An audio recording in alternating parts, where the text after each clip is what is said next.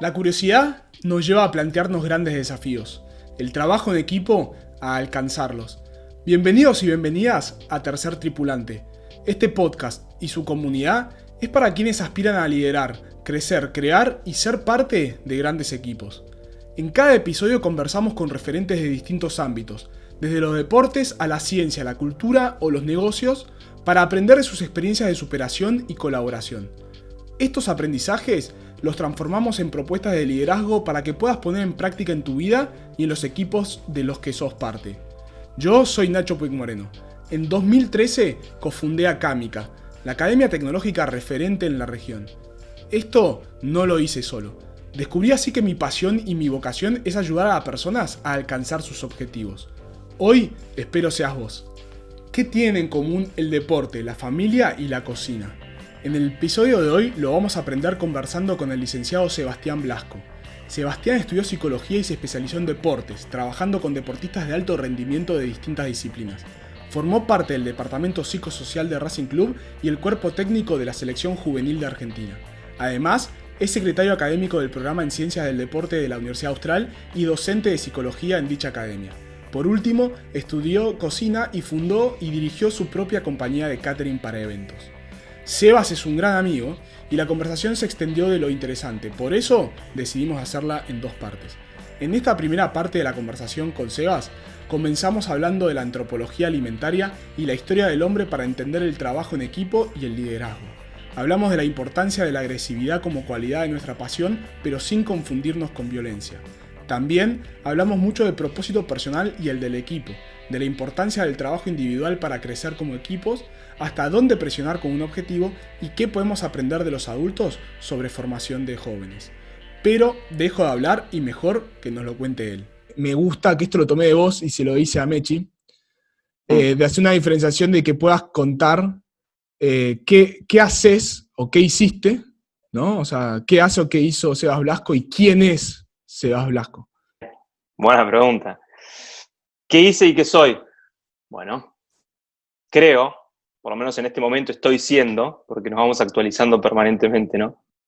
Estoy siendo una persona que está tomando conciencia de, de sus propias limitaciones. Creo que estoy en un momento en el cual estoy integrándome mucho, integrando mis aspectos más escindidos, y eso está bueno, me exige un gran aprendizaje, que viene acompañado muchas veces de angustia, pero que en última instancia me ayuda a integrarme más y crecer como persona.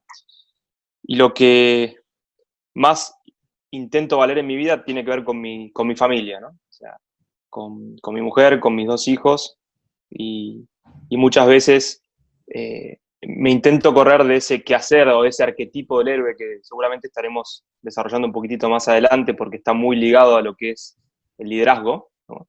Ese arquetipo que muchas veces nos demanda hacia afuera para un hacer constante y caemos en la identidad exclusiva de definirnos por aquello que somos, y creo que eso es una trampa. Entonces, no quisiera caer en la trampa de decirte que soy aquello que hago.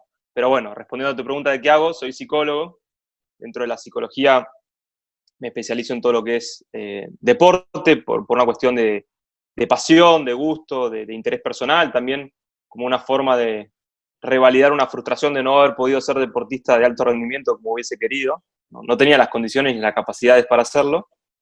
Y bueno, me acerqué al mundo de las emociones, de los pensamientos que están ligados al deporte. Así que eso hago, y también tengo otra gran pasión ahí que la ejecuto y que también está más vinculada a mi ser, que es la cocina, que también seguramente hablemos un poco porque creo que para hablar de equipos tenemos que remontarnos a cuestiones antropológicas que están ligadas también al acto de comer, ¿no? Así que bueno, por ahí respondiendo a tu pregunta, te podría decir eso hoy, en este instante. ¿En qué tipos de equipos, o sea, de qué tipo de equipos formaste parte en tu vida y qué distintos roles asumiste en esos equipos? Bien, en los términos laborales, estrictamente hablando, formé parte de equipo como cuerpo técnico de la selección juvenil argentina sub-17, una experiencia en la cual aprendí muchísimo porque estuvo muy ligada también a fracasos deportivos, pero no de otra índole. Después, si querés, lo ampliamos el tema.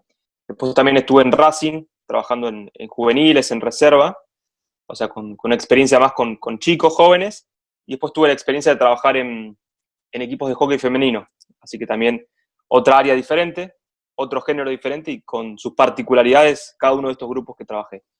Y después, como todos nosotros, en otros subequipos, ¿no? Más personales, como es la familia, no deja de ser un equipo, y lo estamos viendo en esta situación de confinamiento, cuarentena, que hay roles delimitados, que hay tareas específicas, que hay objetivos en común, que se tienen que poner en juego habilidades para poder llegar a esos objetivos, entonces es un equipo. Y después en equipos de trabajo, por ejemplo, en la Universidad Austral, donde tengo algún cargo de gestión, que también tenemos que trabajar en equipo. Así que esas son mis experiencias que he tenido, en las cuales he aprendido, me he equivocado mucho, ¿no? Si hoy miro para atrás, veo que me equivoqué, pero en ese momento hice lo que creía conveniente, entonces creo que esto es un aprendizaje constante. Total, creo que no mencionaste tu equipo vinculado a la cocina y a tu compañía, Es digamos. verdad, tenés razón, hay que ver por qué razón lo omití del aspecto psicológico, pero me olvidé, claro.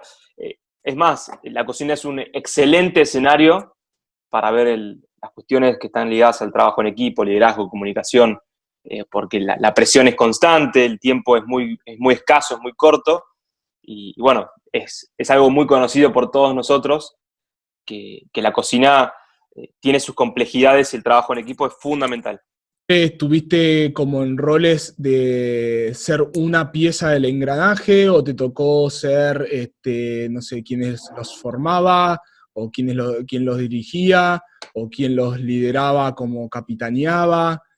Fui atravesando diferentes roles, en diferentes escenarios, en diferentes situaciones. Creo que esto es algo que está buenísimo, ¿no? Pichón Rivière, que es un psicólogo social, menciona que en todo equipo de trabajo los roles tienen que ir mutando, ¿no? Cuando hay algo rigidizado estamos frente a un conflicto y un problema. O sea, en términos psicológicos, casi siempre el movimiento es sinónimo de salud, lo dinámico es sinónimo de salud. Cuando algo está rigidizado es que algo no es vital, ¿no? No tiene vida. Entonces, cuando en equipos de deportivos o equipos de trabajo vemos que está estereotipado, rigidizado, siempre el mismo rol, o sea, siempre, en cualquier situación, yo tengo el rol de líder o yo tengo el rol de chivo expiatorio o el que fuese, estamos frente a un conflicto. Entonces, lo ideal es que esto sea fluctuante, que sea dinámico y que se modifique. En los equipos de trabajo que he tenido, esto ha ido mutando, ¿no? Por momentos fui la persona que, frente a una situación específica, tenía que liderar, pero en otros momentos era la persona que por ahí sí, era el depositario de toda la proyección negativa. Bueno, ok, asumo ese rol. Y lo interesante también es no confundir el rol con lo que uno es, ¿no? Volvemos a lo que habíamos dicho antes, ¿no? La diferenciación de lo que soy y de lo que hago, y tener en cuenta que un rol nunca define lo que yo valgo internamente. Yo soy mucho más valioso de lo que hago, y soy valioso por el simplemente hecho de existir, ¿no? Tiene que ver con una visión más existencialista, que creo que está buena y que, por lo menos, la cual yo creo y que es mi paradigma de ver a la persona. Yo no me siento tan cómodo trabajando con equipos deportivos, sino empoderando al entrenador para que sea él quien haga la bajada. Buenísimo. Entonces tenés diferentes estilos. O sea, mi estilo particularmente es ese. Claro, la forma de poder... Hay dos como abordajes, uno de forma directa y otro de forma indirecta, ¿no? Cuando trabajo en equipos deportivos me gusta más la forma indirecta, que es haciendo psicoeducación para que sea el entrenador quien tenga recursos para hacer la bajada a su equipo y a su grupo, que trabajando directamente con el equipo. Pero son Interesante. gustos personales, o sea, depende de eso nada más. Casualmente uno siempre piensa que el trabajo con el equipo puede ser directamente con el equipo o con las individualidades del equipo. Bueno, el entrenador o la entrenadora es una individualidad dentro de un equipo, pero tiene un rol que los Claro. coordina, ¿no? Entonces, bueno, vos decís que sos como el formador del formador. Por lo menos es lo que más cómodo me sienta a mí. Por eso los cursos, las capacitaciones, porque lo que más creo como herramienta psicológica es la psicoeducación, ¿no? En hacer educación para formar al formador. De hecho, la diplomatura en ciencias del deporte, la de psicología del deporte, apuntan a eso, ¿no? Hay que ver qué se le juega a uno internamente. O sea, yo estoy muy atravesado tal vez por la aceptación del otro. Me cuesta no aceptar que el otro no me acepte, ¿no? Y cuando trabajas con un equipo de 50, 60 personas y en un ámbito deportivo en el cual no está tan valorado todavía hoy el pensamiento lógico racional, sabes que el 80% tal vez no estén avalando tu trabajo. Y me cuesta lidiar con eso, porque vengo del mundo académico en el cual me pasa exactamente lo contrario. Se avala el conocimiento, tenés permanentemente una retroalimentación positiva de parte de la otra persona. Entonces también desde ese lugar de carencia de mí y déficit, es que me siento mucho más cómodo haciendo una alianza con el entrenador, dándole los recursos a él, y él que tiene sí el empoderamiento por parte del equipo, sea el que haga la bajada. Por lo menos ahora, en esta situación que me encuentro, me pasa un poco eso. Hace muy buena que me topé esta semana justo, ¿no? De San José María Balaguer, ¿sí?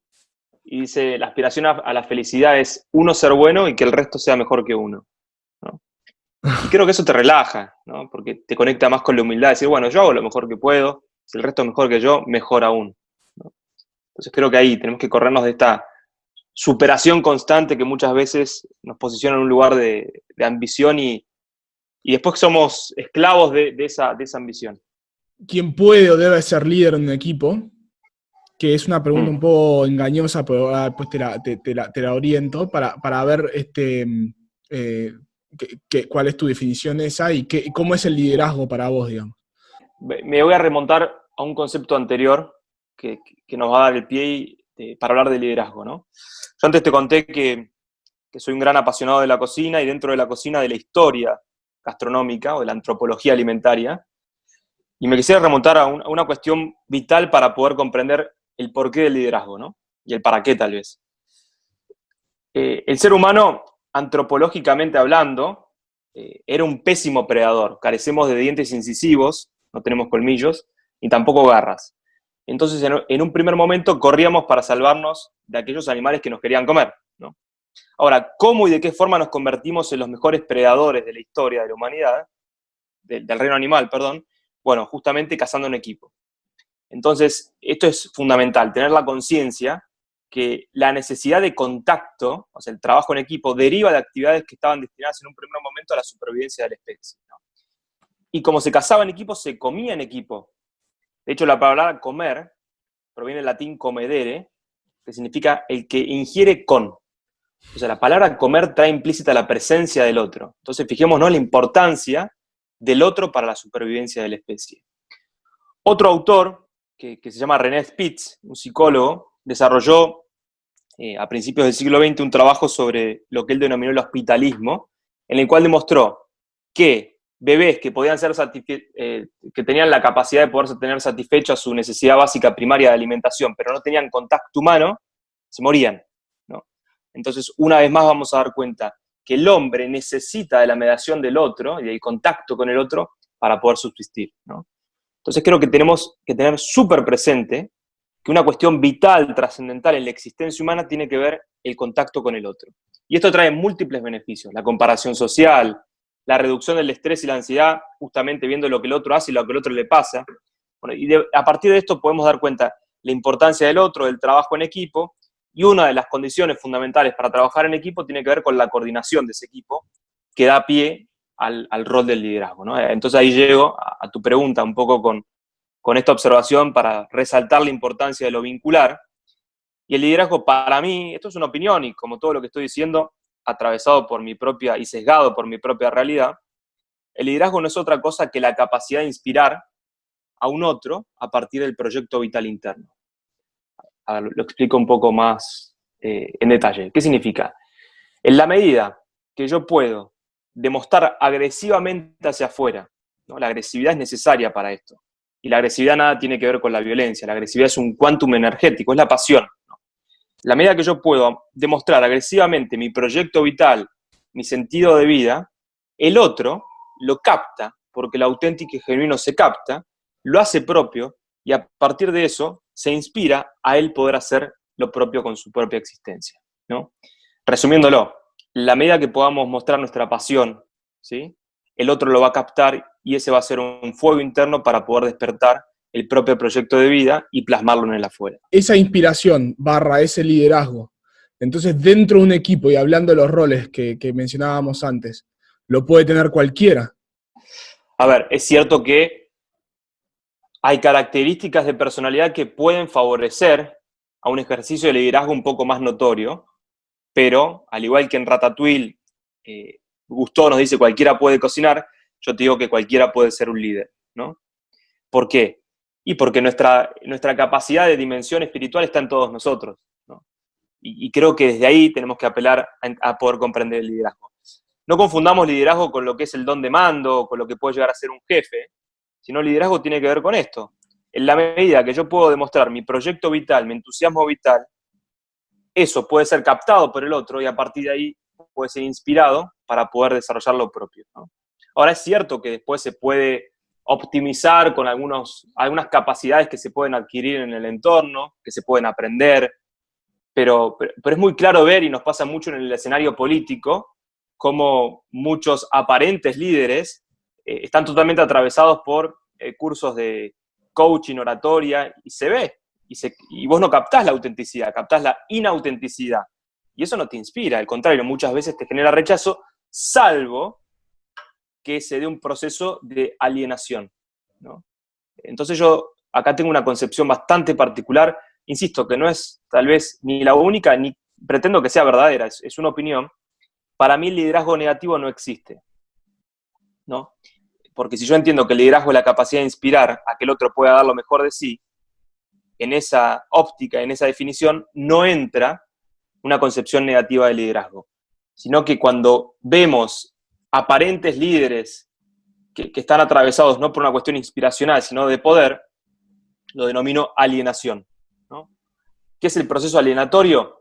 Alien significa otro, ¿no? Muchas veces, y desde aquí podrías explicar muchos movimientos nacionalsocialistas como el nazismo o populistas o lo que fuese, o inclusive el fanatismo dentro del fútbol, lo podrías entender desde esta óptica.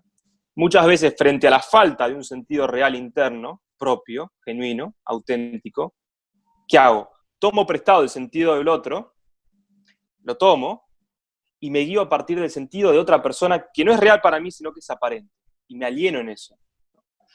Ahora, eso es un problema, porque no estamos viendo auténticamente ni como protagonistas de nuestra existencia, sino que estamos fagocitados a un otro. Y desde ese otro, lo que le da un sentido a su existencia no es real tampoco, sino es el poder que la masa le da. Entonces, después podemos presentar algún esbozo de respuesta de cómo rompemos esa alienación. Pero para mí el liderazgo negativo no es otra cosa que un movimiento muchas veces alienatorio. ¿Cómo se trabaja el propósito de un equipo? Y el de sus miembros, ¿no? O sea, que haya una confluencia entre esas cosas. Eso es un poco difícil, ¿no? Basados en lo que es el efecto Ringelmann. Ringelmann fue un estudioso que a través de las hinchadas de tirar de las sogas, ¿no? Descubrió lo siguiente. Vio que cuando era 1 versus 1, cada uno hacía el 100% de esfuerzo individual, ¿no? Cuando eran 2 versus 2, disminuía a un porcentaje menor. 3 versus 3, disminuía el esfuerzo individual. A medida que más integrantes tenía cada equipo, menor esfuerzo individual realizaba cada uno. Ese es el efecto Ringelmann. Que desde ahí se entiende que en el colegio nos decían, bueno, no más de 5 integrantes por equipo, porque sabían que si había más de 5, uno no hacía nada por lo menos, ¿no? Bueno, entonces el desafío es, ¿cómo hacemos para no perder el sentido de atribución interno en mi acción, independientemente del objetivo grupal, ¿no? Entonces, es un desafío muy grande. Y a medida que tenemos más integrantes, más difícil es. Ahora, y acá tengo una visión tal vez un tanto particular, que es, me siento mucho más cómodo y creo que es mucho más efectivo y eficiente desde mi visión particular trabajar en la individualidad para en un segundo momento poder trabajar a nivel grupal y de equipo, ¿no? Pongamos un ejemplo. Por ejemplo, el rugby, ¿no? El rugby es un deporte en el cual el trabajo en equipo aparentemente está recontra bien trabajado, y sí, es verdad, tienen como una identidad muy grande, un sentido de pertenencia muy grande, pero yo soy un tanto crítico y muchas veces, por tener un sentido de pertenencia tan elevado, se pierde el sentido de la propia individualidad. Entraríamos como en una masificación, ¿no?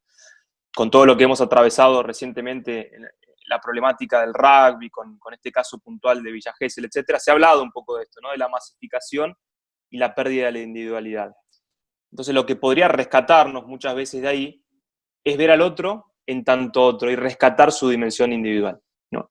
Entonces, para mí, trabajando en la individualidad, en el sentido propio interno de cada persona, después en un segundo momento puedo trabajar en un sentido, en un propósito conjunto, global, liderado, coordinado por un líder formal que tiene que ser el entrenador, ¿no? Por eso acá digo que los entrenadores, apelando a una frase de Peter Parker, ¿no? Tienen un gran don que les conlleva una gran responsabilidad, ¿no? Lo que decimos, lo que no decimos, lo que hacemos y lo que dejamos de hacer tiene un impacto trascendental en el otro, y tenemos que mostrarnos como agentes de cambio positivo, y en la medida que yo pueda gestar y plantear horizontes de expectativa. A mí no me gusta hablar de metas. Las metas son como muy cuantificables, ayudan mucho muchas veces, pero me gusta hablar más de horizontes de expectativas que me apelen a salir de mí mismo para poder conseguirlas y en esa consecución poner en juego mi vitalidad, mi sana tensión, y de esa forma me trasciendo. Y ahora sí voy a Viktor Frankl. Viktor Frankl dice que solamente me realizo internamente, solamente tengo felicidad interna, realización personal, como consecuencia directa de la trascendencia. O sea, en la medida que yo me trascienda, salga de mí mismo al encuentro de un otro, puedo realizarme internamente, solo como consecuencia, ¿no? Y creo que esto es una novedad muy interesante, es decir, que el sentido lo descubro adentro mío, pero si me quedo ahí en esa etapa, bueno, está trunco eso. Sino que necesito un segundo movimiento que es ponerlo afuera, queriendo una persona, amando, haciendo una tarea, ¿no? Algo en el afuera. Ahí me puedo trascender. ¿Y cómo venís hasta acá? Hagamos un pequeño intervalo para poder digerir todo este aprendizaje. Mientras, quería recordarte que Tercer Tripulante es tu plataforma para triunfar como equipo. Sumándote a la comunidad podrás no solo estar al tanto de nuevos lanzamientos y propuestas, sino que vas a conectar y aprender con otras personas de todo el mundo. Ingresá en tercertripulante.com y suscríbete con tu email. Además, no dejes de seguirnos en Twitter en @ttripulante, en Instagram o YouTube como @tercertripulante o en tu plataforma de podcast favorita. Ahora sí, continuamos con el episodio. Siempre cuando estás trabajando en equipo, sea un equipo de una empresa, en el Estado o en el deporte, o sea, tenés que ir trabajando esta individualidad mientras también vas trabajando el equipo y porque tenés que ir dando resultados, digamos, ¿no? Ahora la pregunta ¿es posible que un equipo crezca si sus individualidades no se trabajan a sí mismas? No sé si hay una respuesta única. Te voy a contestar una vez más desde mi visión particular. Te diría que no. Por ahí puede crecer en lo aparente, ¿no? Y tenemos casos de equipos deportivos en los cuales, sin un sentido tal vez que esté tan ligado al desarrollo personal, han cosechado resultados, pero ahí es cuando me corro del paradigma del citista y te digo, no siempre un equipo, por más que esté trabajando de forma auténtica, acorde, integral, va a tener rendimientos, porque no todo depende de lo que nosotros hagamos, ¿no? A nosotros nos pasó con la selección juvenil.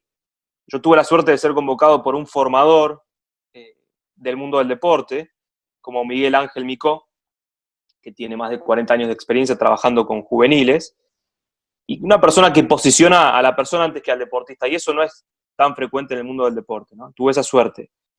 Y realmente nos tocó un proceso muy complejo en el sudamericano, en el cual no clasificamos al Mundial, que era el objetivo, el propósito principal. Sin embargo, teníamos otro objetivo, tal vez más invisible para el contexto y para los medios, que era de alguna forma poder cambiar la imagen negativa que tenía la selección argentina en sus últimas ediciones sudamericanas en torno al comportamiento, ¿no? Veníamos de unos, sin dar nombres propios, veníamos de algunos procesos en los cuales Argentina había tenido disturbios con sus juveniles, expulsiones, disturbios en los hoteles. Esto fue mediático. Y nuestro objetivo fue otro, fue bueno, vamos a cambiar la imagen, vamos a cambiar la cara, vamos a trabajar sobre lo que es justamente cuestiones que estaban ligadas a la formación integral de la persona, ¿no? El rendimiento deportivo no fue el esperado, quedamos afuera, pero sin embargo, creo que pudimos crecer como equipo, trabajando en la individualidad, y también eso después se vio plasmado en, tuvimos fair play, no tuvimos ni siquiera creo que una sola amarilla en todo el torneo, no tuvimos ni una sanción ni una falta de conducta en ningún partido, ni fuera de esos partidos. Y eso, por más que no sea algo que después tiene difusión mediática, para nosotros fue lo más importante. Entonces te diría que para mí es inviable que los equipos puedan crecer si no se trabaja el desarrollo personal auténtico de cada persona. ¿no? Tal vez crezcan en forma expansiva, pero es un globo que en algún momento se va a pinchar, ¿no? No tiene la solidez ni el sostén necesario para poder afirmarse. Yo lo veo Claro. siempre desde la óptica del trabajo de una empresa. Sí, o sea, la compañía tiene que generar más ingresos que egresos. O sea, mientras cumplas eso mínimo, digamos, después si haces 500% más o 10% más, ahí está luego, bueno, ¿qué preferís? ¿Gente feliz o gente que te rinda 500% pero que esté quemada, ¿viste? Eh, ¿Sabes qué es lo interesante, Jonah, en esto? Primero, plantear tres modelos de ética, porque son cuestiones súper debatibles, ¿no? O sea, hay una ética centrada en los resultados, una ética centrada en las normas y una ética centrada en la persona, ¿no? Eh, Muchas veces elegimos posicionarnos, digo elegimos porque incluyo también, pensando en muchas personas que han trabajado conmigo en el mundo del deporte, en una ética centrada en la persona. Y como bien dice Mechi, se lo he escuchado decir muchas veces, nunca el fin justifica los medios, ¿no? Yo creo que, como bien dice ella, somos en la vida como en la cancha, somos en la cancha como en la vida, y tendríamos que pregonar por esta integración de la persona. Pero lo novedoso está acá, que podemos asentarnos en un paradigma diferente y también obtener los mismos resultados. No es que es una cosa u otra. claro. Porque si no, el discurso muchas veces me ha pasado que me han tildado de naif, ingenuo, idealista.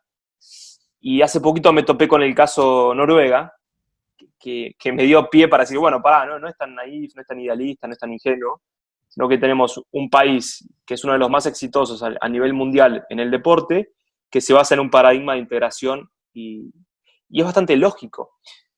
¿Por qué tendríamos que pasarnos en un paradigma de presión resultadista para poder tener resultados? ¿Por qué no se puede disfrutar y render bien? Se puede, y esa es la novedad.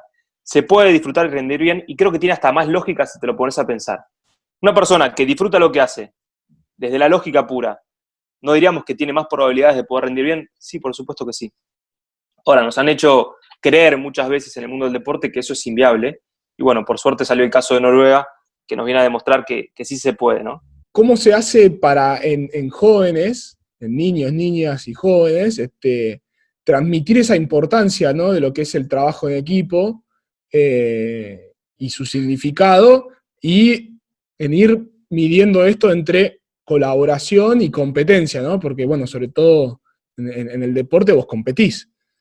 Competencia viene del latín competere, ¿sí? Que significa poner horizontes de expectativa, justamente eso que veníamos hablando. O sea que la competencia no es otra cosa que el posicionamiento de horizontes para poder desarrollar mi potencialidad.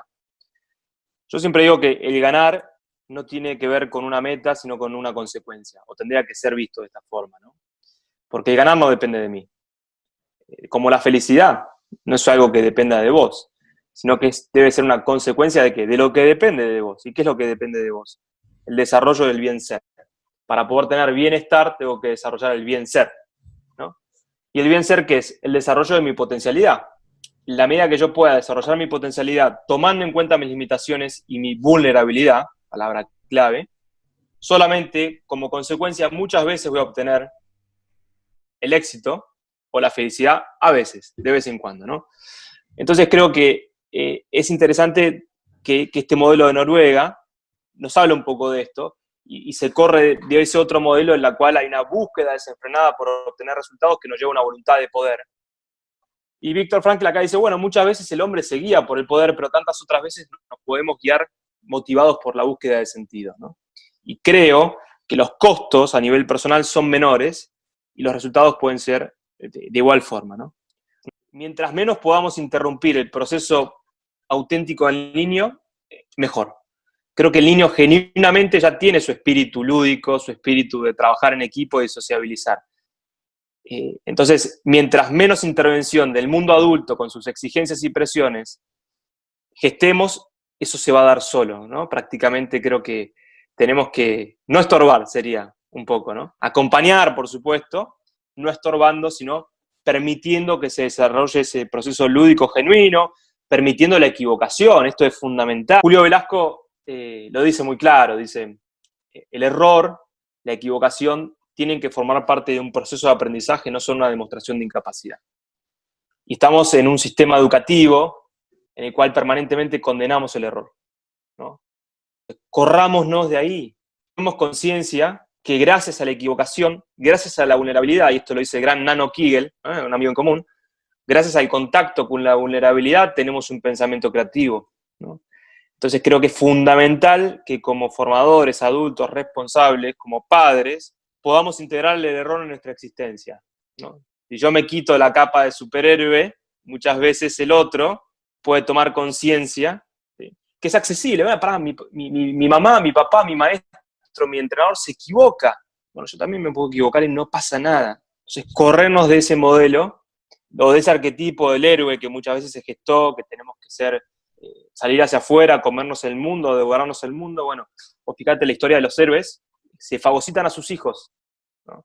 Eso es increíble. Los grandes líderes de la humanidad, agarrá el que quieras, no sé, Mandela, Freud, un gran pensador, Gandhi, se han fagocitado a sus hijos, en forma literal muchas veces. Entonces, en estas ansias de darme al afuera, pierdo el contacto con lo más esencial, con lo más cercano que tengo. Si integro en mi arquetipo de héroe la emocionalidad, la vulnerabilidad, voy a tener un arquetipo más parecido al de Robin Hood. Ahí tenés un héroe romántico, un héroe que ama, un héroe enamorado, un héroe padre. Se puede integrar entonces. ¿Y crees que esta metodología que aplicamos con los niños es utilizable para jóvenes, digamos, como los que vos trabajaste ahí de las selecciones, o adultos, no sé, equipos con los que yo trabaje? Siempre y cuando estés totalmente alineado con el entrenador, el cuerpo técnico, el presidente, etcétera, sí. Yo no soy, ahí sí no soy tan ingenuo y te digo que el fútbol argentino eh, está lejísimo de poder conseguir esto, ¿no? O sea, vos tenés en la parte dirigencial permanentemente contradicciones, una búsqueda desenfrenada por obtener poder, no hay proyectos, entonces es muy difícil cuando las cabezas no están alineadas. Ahora, eso no tiene que hacernos perder la esperanza de tomar conciencia de nuestro trabajo interno. Como siempre digo, si de este podcast una persona, solamente una, le sirvió para algo, yo ya estoy realizado. Ya está. No pretendo mucho más que eso, ¿no? Entonces, en nuestro trabajo que hacemos, no podemos pretender que a todos les guste todo lo que hacemos y que todos estén de acuerdo, pero que el líder no tiene que pretender ser querido, sino ser respetado. Y muchas veces en nuestro rol de liderazgo buscamos el ser queridos y tenemos que tomar conciencia que es mucha ambición y mucha omnipotencia de nuestra parte pretender ser los niños queridos permanentemente. Entonces, si a una persona le impacta lo que hacemos, ya está, nos tenemos que dar por hechos. Entonces, no tenemos que dejar de hacer lo que creemos y por ahí los cambios van a ser despacito, de a poco. Pero al mismo tiempo, como te digo esto, te digo que muchas personas que conozco coinciden con dignificar el deporte, con rescatar a la persona detrás del deportista. Entonces, de a poquito estamos yendo hacia otro paradigma diferente. Nos va a costar, pero tenemos que ir en pos de eso. ¿Cómo hicieron en este caso de este equipo, que el objetivo era trabajar sobre las personas para que todo lo que tiene que ver con el fair play y esos actitudes fuera de la cancha, digamos, del partido, se corrijan? Bueno, como se entrena la parte táctica, física, técnica, psicológica, también se entrena la dimensión espiritual de la persona, ¿no? Entonces, damos diferentes estrategias, desde talleres de valores, ¿no?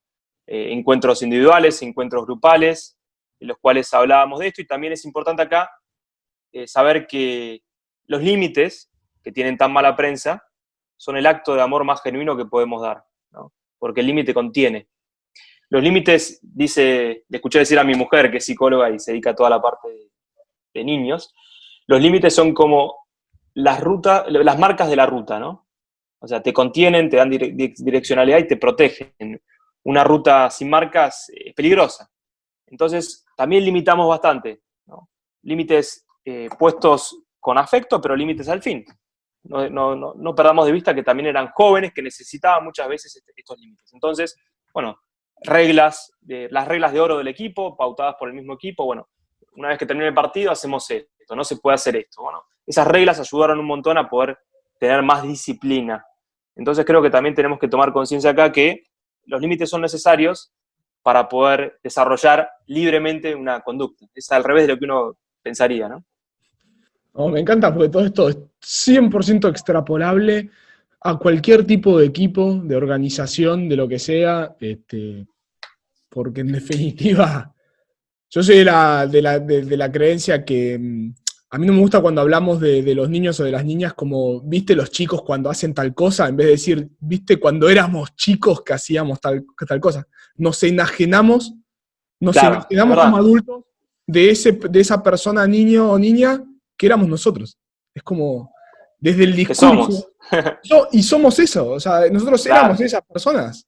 O sí, sea, y está dentro. A mí me claro. encanta todo el análisis del discurso de la persona y de las palabras que usamos porque para mí habla de cómo pensamos, ¿entendés? Totalmente. Tengo un amigo, el padre Eduardo Meana, que alguna vez me dijo que las personas somos como árboles, ¿no? Y que tenemos, viste, las diferentes cortezas que vos vas viendo, las diferentes áreas y dimensiones del tronco cuando lo cortás. Dice, en una esfera está el niño, después está el adolescente, después el adulto, pero en el tronco sigue estando la esfera del ser niño, no es que la dejamos de lado, sigue estando dentro de nosotros. Entonces creo que también tenemos que integrar esos aspectos en nuestra persona. Mientras más integrados estemos, más auténticamente vamos a vivir, más alineados con nuestro proyecto de vida y vamos a tener, desde mi punto de vista, mayores posibilidades de poder desarrollar nuestra potencialidad y tener un estado, no sé si es superlativo, pero un buen rendimiento en lo que hagamos, sea lo que fuese. Se nota la pasión de Sebas al hablar de su profesión. Inspira a querer aprender más. Y hay espacio para ello ya que contás con una segunda parte de este episodio. Sebas habló mucho de Viktor Frankl, que si no sabés quién fue, te recomiendo su libro El hombre en busca del sentido. Lo leí a mis 23 años y me ayudó mucho a embarcarme en mi propia búsqueda y no la del deber ser. Te propongo que para que puedas llevar a la acción lo aprendido, analices el propósito del equipo del que sos parte y tu propósito. En ese orden, tomate el tiempo de escribirlo en un pequeño párrafo. ¿Están alineados? Si es así, ¿cómo podés potenciar esto para seguir creciendo? Y si no, ¿qué falta? Quizás descubrís que el lugar en el que estás no es el correcto. Para analizarlo es importante también que consideres a qué modelo de ética suscribís y cuál tiene el equipo. Toma nota de esto también. Ojo, no son preguntas fáciles de responder ya que la búsqueda es continua. Como siempre, compartí tu reflexión en los distintos espacios de la comunidad de Tercer Tripulante. El trabajo en equipo se aprende haciendo y con una red que te dé soporte para ir mejorando día a día. Por último, no dejes de conectar con Sebas en LinkedIn o en Instagram y si tenés algún comentario o pregunta relacionada a este episodio, por allí se la podés hacer. Querido amigo o amiga, este es el final del episodio. Muchas gracias por escuchar. Ojalá haya sido de inspiración y aprendizaje como lo fue para mí y sirva para que sigas creciendo en tu camino de colaboración. Realmente disfruto ser tercer tripulante, y si al menos a una persona le sirve para transformar su vida, ya me siento realizado. Por eso, ayúdame en esta misión comentando el episodio y el podcast en tu plataforma favorita, recomendando Tercer Tripulante o sumándote a la comunidad. Y si tenés preguntas, propuestas o comentarios, por favor escribime a nacho@tercertripulante.com. Nos escuchamos en el próximo episodio.